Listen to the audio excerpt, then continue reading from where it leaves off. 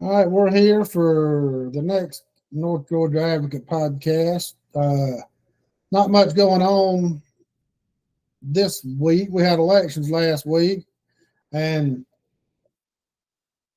myself and Viral will get into the results of it and go over a couple of issues that some people had that were brought to our attention, and then we'll go over the Board of Commissioners meetings, and there'll be some appointments to the Tax Assessors Board and to a few other boards, and a big vote on a property down on Finder Highway. And then we've still got the continued mess with the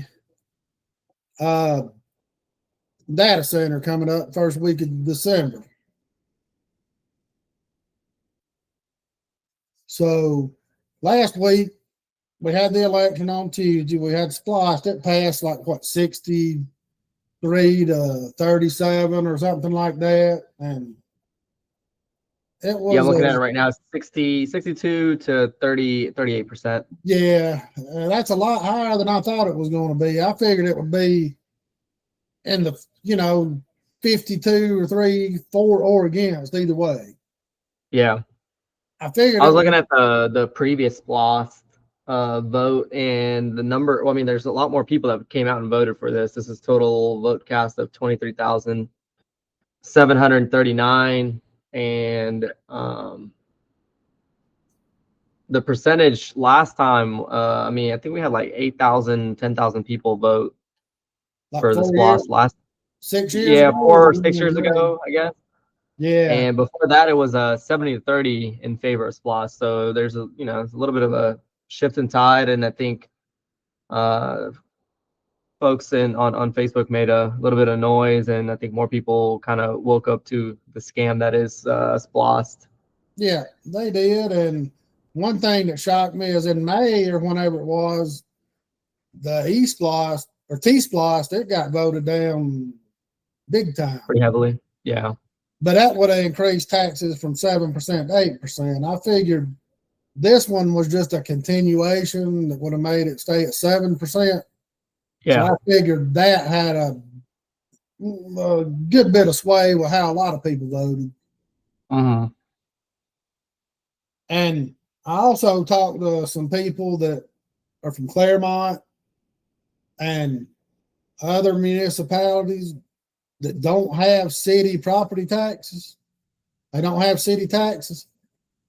And they voted for the SPLOST just so they don't have to implement. Right, yeah. A property tax. Tax. So, and I understand that. But at the same time, they are the ones that chose to become their own municipality. Yeah, it's that whole pass the burden on keep the burden on somebody else. Like, why, Yeah, I get it. I get it. Yeah, I understand them wanting to keep the 7%. That's not a big deal. I don't have pliers. And it's and that's a big difference in going to 8%, because if you go to 8% on a family of 4, that's another $4,000 or $5,000 a year in taxes that you would pay, and that's a lot for people that are on limited incomes. Mm-hmm. I mean, you don't think about it. It's another maybe 50 cents to $1 every time you buy groceries or something. But hell, that adds up. Oh, yeah. So, and we had some complaints about, for the SPLOST, people not knowing how to scroll down on the voting machines. Yeah, or just not seeing it at all. Yeah, kind of skipping that portion.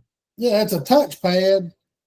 When you figure if you touch the screen and kind of scroll like you do on a phone or a tablet, the screen would scroll with it, but it doesn't.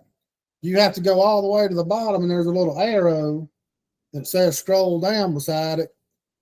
And if you're not particularly looking for it, you could miss it. So a lot of people didn't even get to vote for SPLOST because they didn't know how to get to it to vote for it. And I'm not saying that would have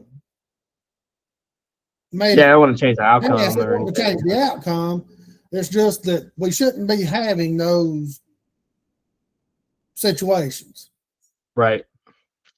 You know, they've had 3 pages of mumbo jumbo on there. Like nobody's gonna sit there and read Nobody's that. gonna read all of it at the same They time. could have like the first paragraph, like a synopsis of it, and then a see more button if you want to sit there and read and scroll through it. Yeah. You know, and our friends up in Lula and Brazelton, Brazelton kept the same mayor, Brandon Reed. He had a good showing for spending no money. He got 20-something% of the vote, I think. Yeah. And some of his policies and the stuff he talked about really resonated with a lot of people. And he's been getting some good feedback from even sitting board members and candidates saying, hey, you know, these are good ideas we need to think about implementing. And, you know, and that's the main thing you get when people come out and get involved in these races. Yeah. You know, you get a lot more input.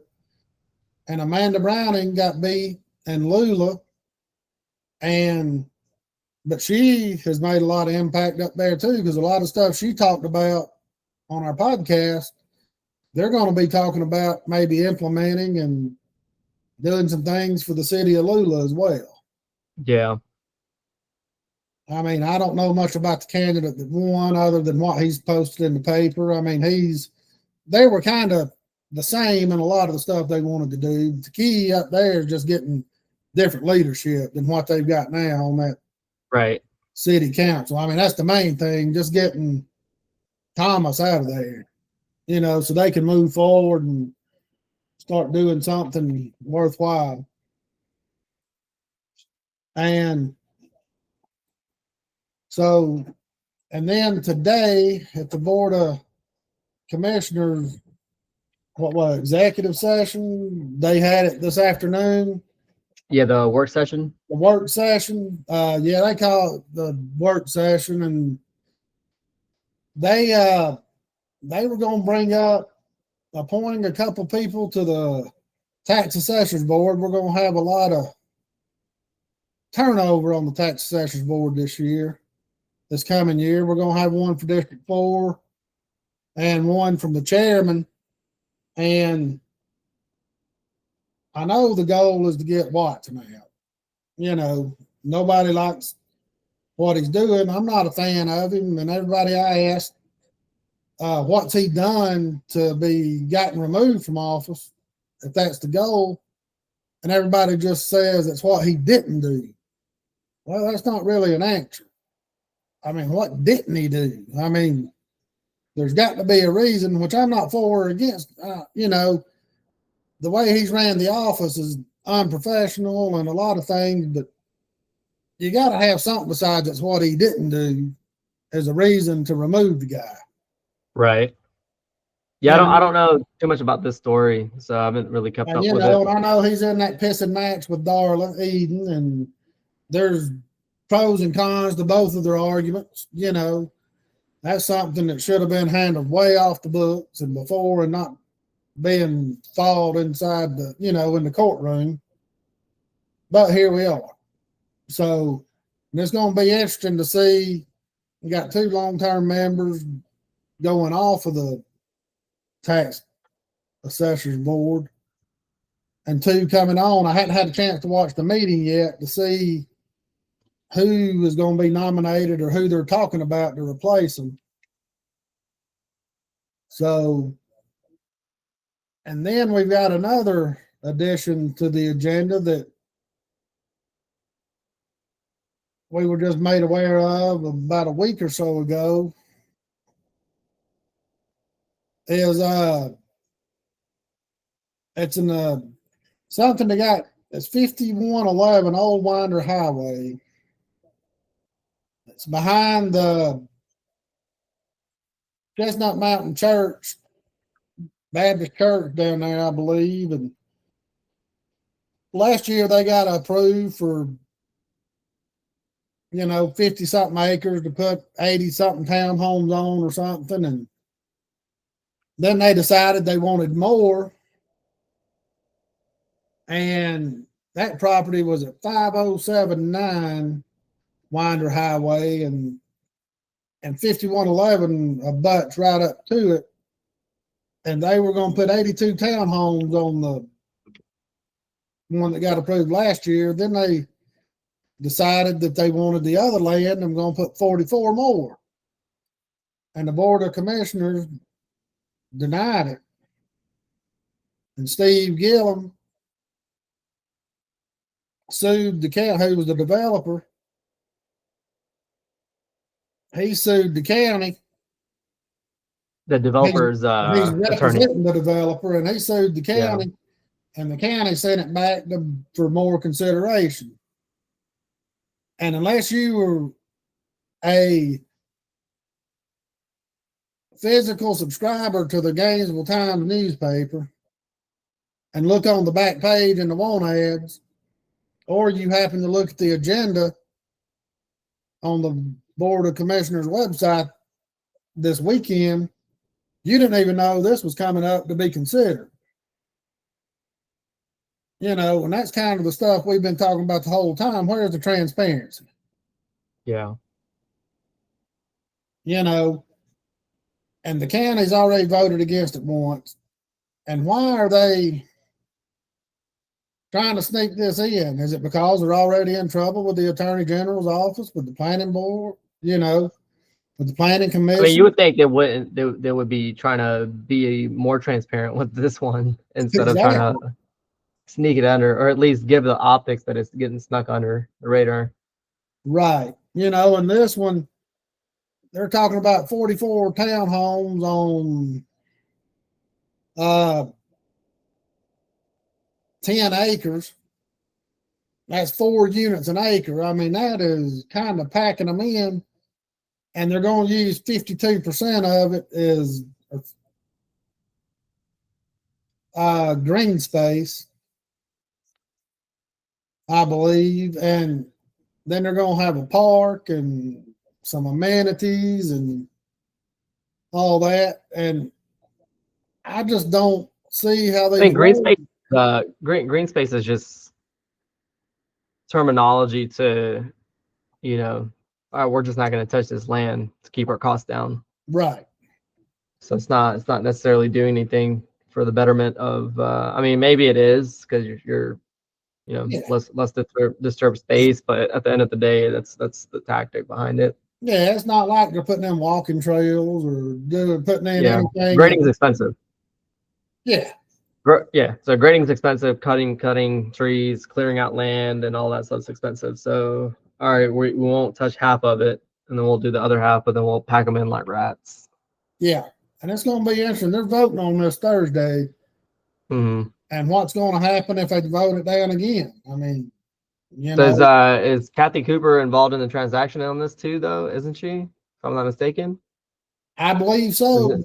Yeah, she's the represented agent, and she. So the district commissioner that's supposed to be representing that district is going to have to recuse herself from voting on this and actually representing the people in her district, because she is financially tied to this and will have to recuse herself. So District 1, where this is going into, essentially is going to have no representation for this vote.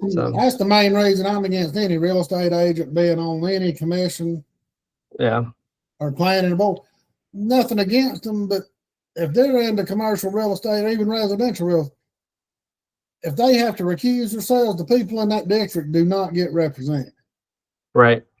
Yeah. I mean, I don't know. I mean, it just almost feels like there should be a law against this, to where you get like a backup commissioner or something that can step in and still, have a representation. So right. Maybe call up, there should be a fail safe or something, because it's hard to say. I mean, it's just, but when especially if you're into real estate as big as Kathy Cooper is, she's got her hands into a lot of stuff. I mean, and her district's growing like crazy. It's been growing, and there for the longest, she didn't recuse herself from a lot. Yeah. You know. Well, I think it's once you start getting called out on stuff, but then again, I mean, I don't know how much of that is legal or not, too. So, but of course, the AG's not gonna, look too deep into this. Oh, no doubt. And as little as you trust the commissioners and the board of commissioners and the planning, the planning board, how do we know they're not getting together, calling each other, saying, "Hey, I got to recuse myself, but y'all be sure this passes or it don't pass or whatever." You know. I mean, they are. That's essentially what's going on. Yeah. And it's not just her district. I mean, I'm sure she's gotten calls everywhere. I mean, you don't from other commissioners. And don't get me wrong, I know these commissioners have got to talk, and because they don't want to be blindsided at a meeting and saying they're gonna call and say, "Hey, what's your plan? Are you gonna vote for my bill or not, or whatever?" And there ain't nothing wrong with that, because you got to know where everybody stands. Because if you ain't got a chance for it to pass, why waste everybody's time? Well, no, I don't think it's legal for them to discuss it. Technically, it's not legal for them to discuss how they're going to vote and whatnot. But let's be real. When you got a bunch of real estate developers and agents on the board of commissioners and their commissions depend on it, they're definitely talking and cutting deals behind closed doors. Yep, and then it's honestly, I mean, it's naive to think they're not. Oh yeah. It's just human nature. So yeah, no doubt. And then it makes you wonder. Tyler Crawford, who's running for District 3 commission seat, that's been vacated by Greg Poole, and then Corey Anderson, that's running against Kathy Cooper in District 1. They both posted videos over the weekend concerning this property, and they both had videos and pictures of the zoning notices, those yellow zoning notices, being on the ground, and you could tell they had been on the ground, not in public view, for a long time. I mean, there was mud and dirt, and it looked like they'd been run over. And I understand that the developers can't guarantee that their signs are going to stay up, but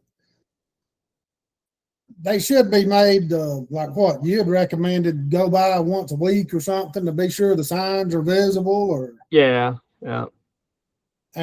or they should be made to put up a post that's 10 feet off the road or 5 foot off the road, to put a sign up high enough to where it's not going to get knocked down.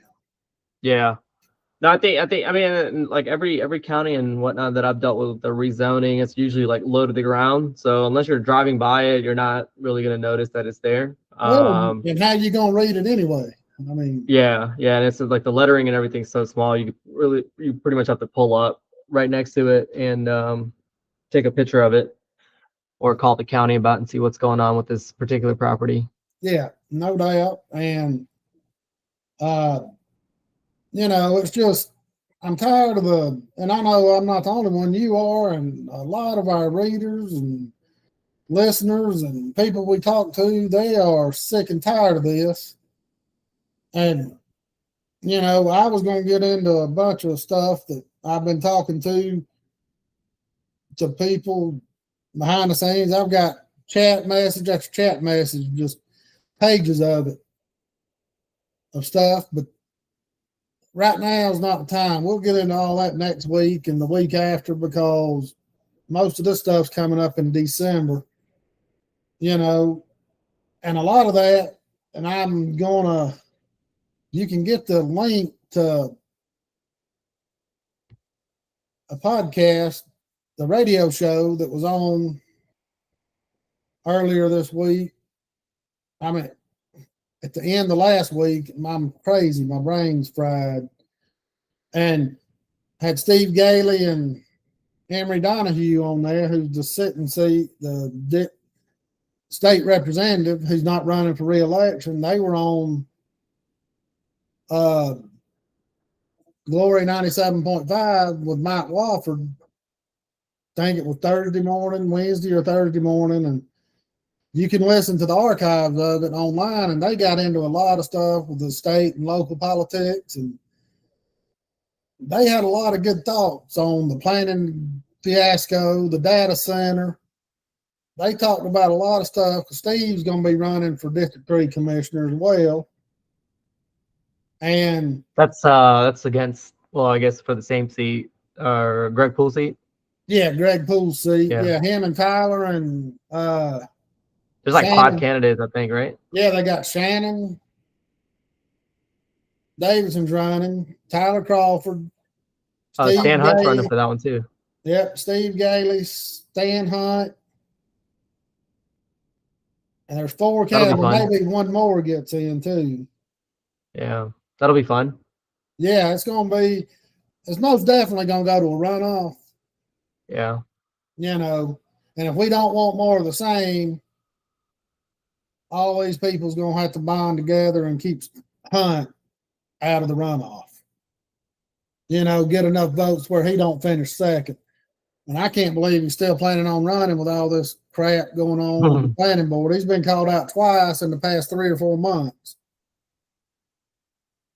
Can do no wrong in the good old boy club. Well, that's the way it is when you see how the state answered those. We talked about it last time. We didn't talk about it on our show, but we did with Amanda Browning and Brandon Reed about how the state answered it. Oh, they were not talking about anything on the block, illegal. It wasn't a meeting, blah, blah, blah. We knew that was going to be the answer. But they got I'm sure they discussed somebody's vacation trip or something, but that's not the only thing that was discussed. And again, it's naive to think that, something else wasn't, the other coming up votes weren't discussed. I mean, and if I'll have Corey and Tyler's videos posted in the North Georgia Advocate Facebook group tonight. I meant to share them before now. I've just been busy, but those are both worth listens, and the key is we got to have new blood, and Tyler and Corey and Steve Gailey running back for office. And Shannon, he's not on the dole because he's in on the reporting of that. And they found 7 more meetings that the people possibly had too, as well. They've got them on videotape. That's not counting the ones they had not in the building. That's how arrogant they are. They're meeting in the building. So we need to keep eye on that. And because Steve Gailey will be filing his paperwork to run January, February, when the county finally sets their fees for what it costs to run for each office and all the requirements. Like Tyler and all them, they went ahead and filed so they could go ahead and start raising money. Yeah. They had to file so they could start their campaigns and start raising money. Steve, he's got an established base. He said, hell, I ain't filing until like February because I don't want to have to do all them financial reports at the end of 2025 when I can just wait till January and do it all at one time, He's got kind of a head start from the others because he's well known in the district. He was a commissioner for 8 years. Yeah, he's already been through this. And the only reason he quit is because his wife was sick and he ran for chairman when Richard Higgins got it and lost by like 17 votes or something. I mean, and he didn't call for a recall because his wife was real sick, Yeah. It kind of was a big mess. So he's tired of how the county's moved and and him and that's good though. I mean, we need new votes. Well, new and people, the thing about it is we need somebody on the commission. I'm not saying just Steve, I'm anybody You got 3 people on that commission now that won't help David or Greg out, knowing they don't know the ins and outs of every state law and how things are supposed to be done, and they leave them hung I out don't. to dry. Yeah, I don't think they know themselves, honestly. No, they just been able to. They just do what the hell they wanted. Nobody's ever stood up to them. Yeah. And we can't forget the big elephant in the room still is, and a lot of bad information still going around about this data center. I'm not for it or against it. The vote's in 1 month. It's about almost a month from today. You know, I think the vote's November 6th or 8th or something, but it's almost 1 month out. I mean, the vote's December 6th or 8th. December 11th. Or December 11th, something like that. We're almost exactly a month out, and we still can't get answers from the developers, Turbo, because they don't have nothing to give us, because they don't know who's going to even rent the thing out, most likely. Right. And if they do, they probably sign non-disclosure agreements. So, hey, if you let it out, we're going to tell you to pay on sand. We're not going to rent it out. You know, and we've had people bring articles to us and bring it up to have where Amazon has lied about their water consumption and went way overboard and screwed a lot of places where they've been in. Well,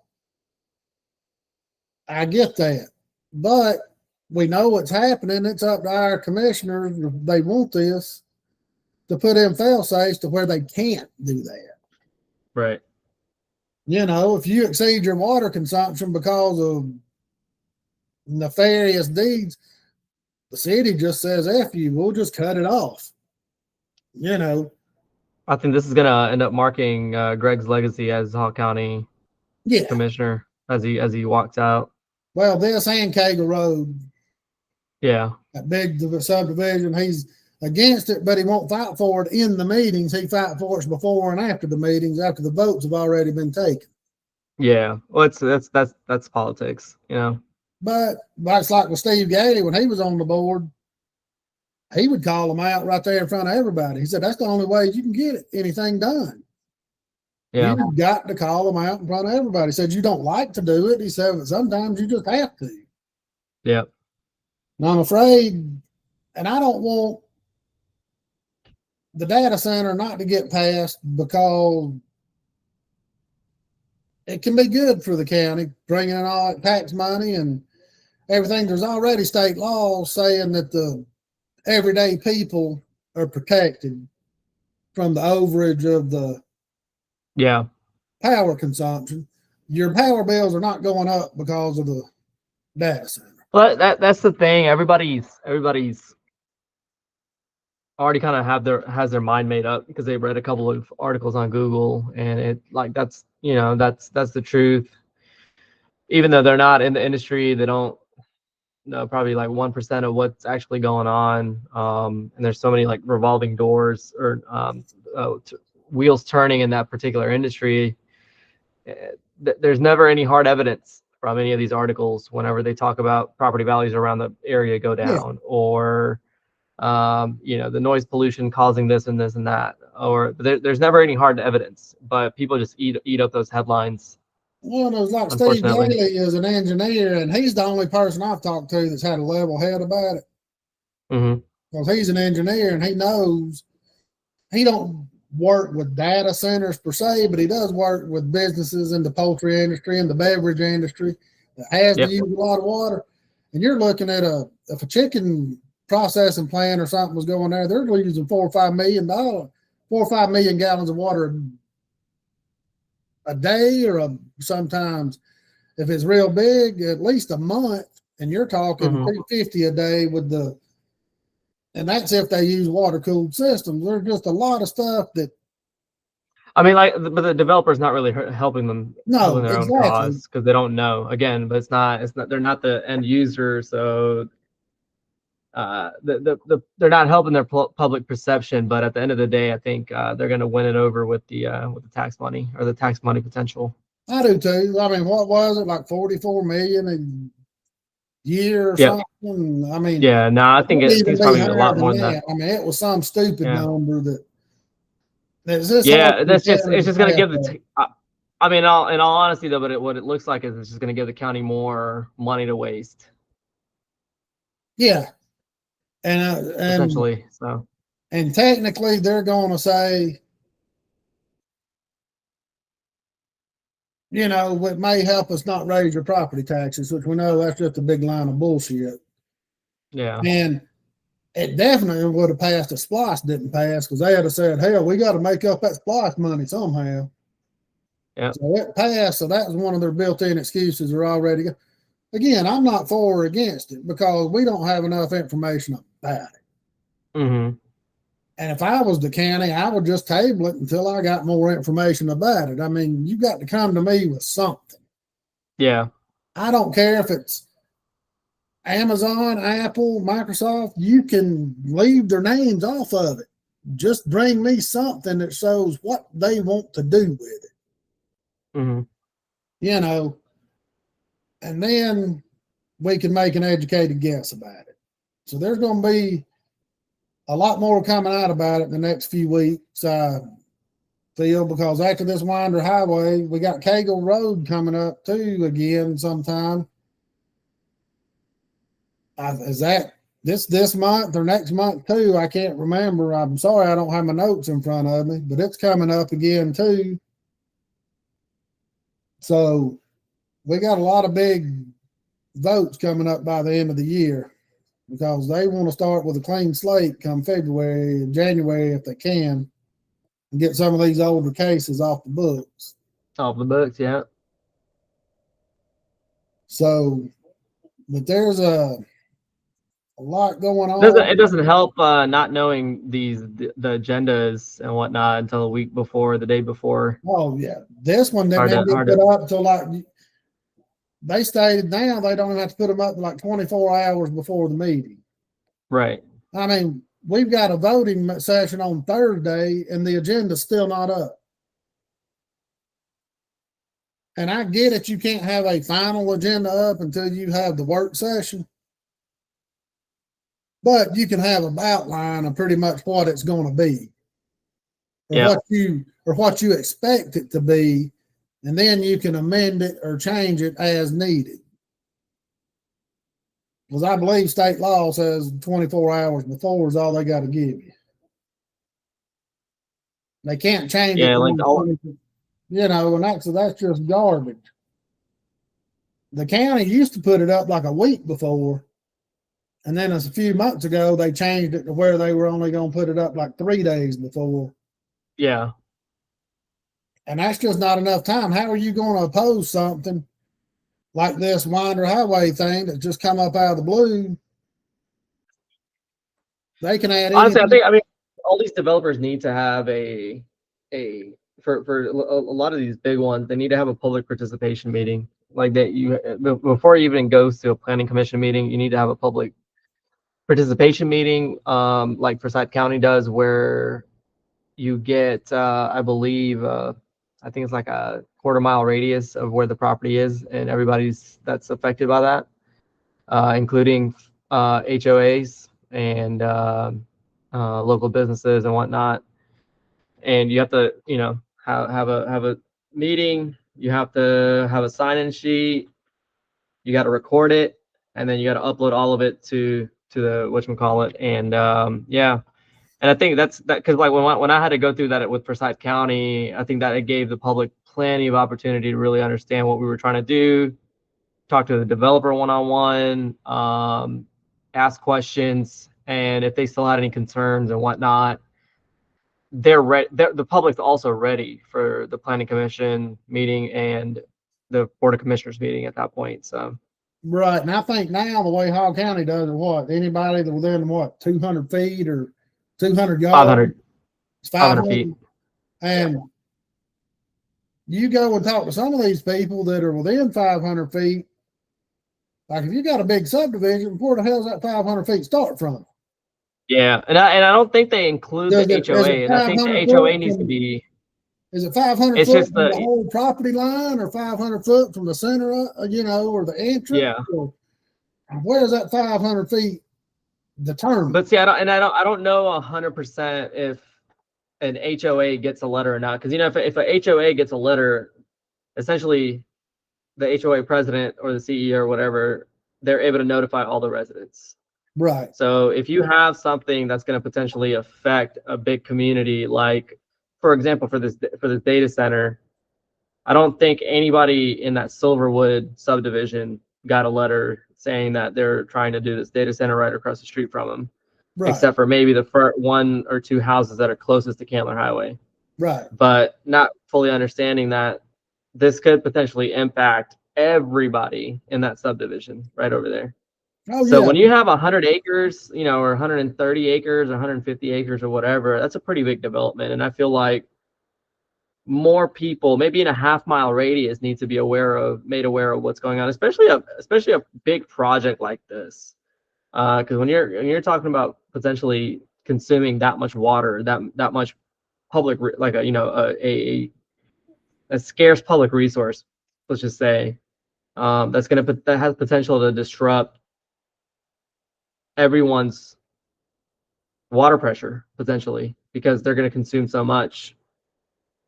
I feel like people need to be made aware of it. And if the noise pollution thing's true, I don't believe it is, but if the noise pollution thing is true, there's ways to mitigate that, but people need to know about that. The frequency radiation and all the things. So yeah, that 500-foot rule is kind of dumb, and I think it's good that we got a lot of people on a local level a little bit more involved in making noise and sounding the bell. Wish that these people could get answers, because everything you see about it is the owners are not, the developers are not transparent. Well, they're as transparent as they can be because they don't know nothing. So it's just as if I was on the county commission, there's no way I could vote for anything that I didn't have the stuff right in front of me. Look, this is what it's going to be. Yeah.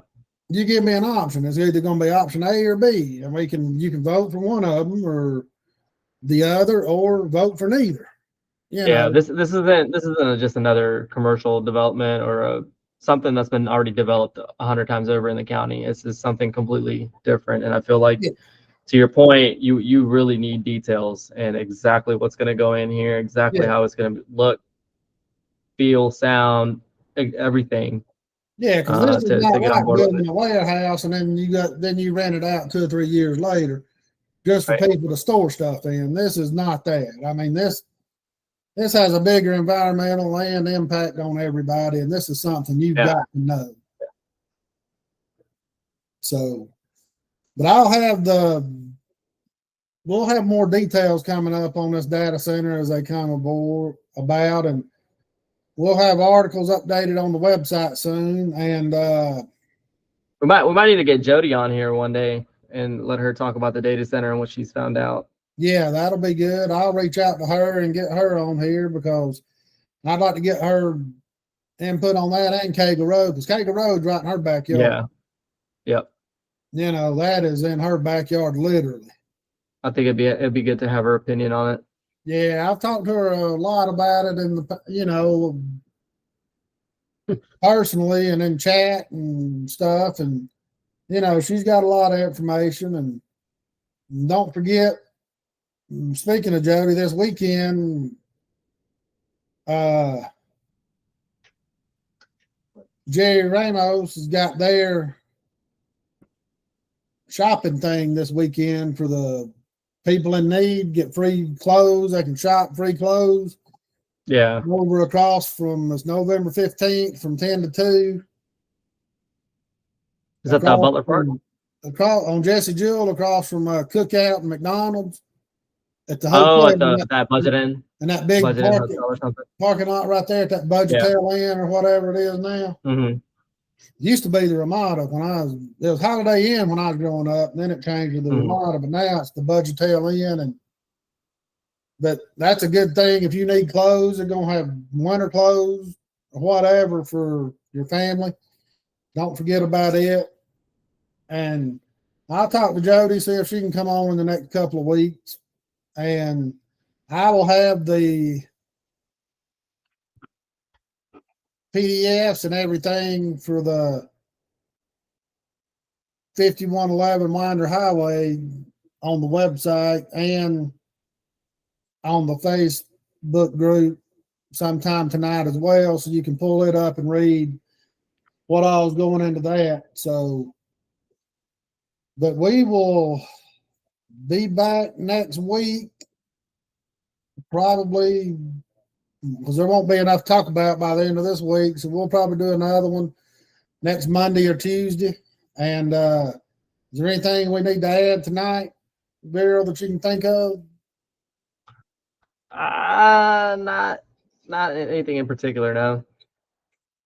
Just keep, I know it's the holidays and it's going to be crazy, but you can't lose. I just want to reiterate, you can't lose sight of some of this stuff, because this is when these commissioners, some of them like to try to sneak some of this stuff in when they know everybody's going to be distracted. Yep.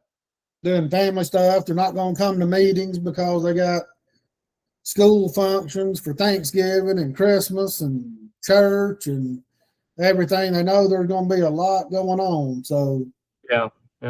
Don't fall asleep during this next couple of months, and just stay vigilant, because we are making a difference. I mean, we've seen that. We see it every day.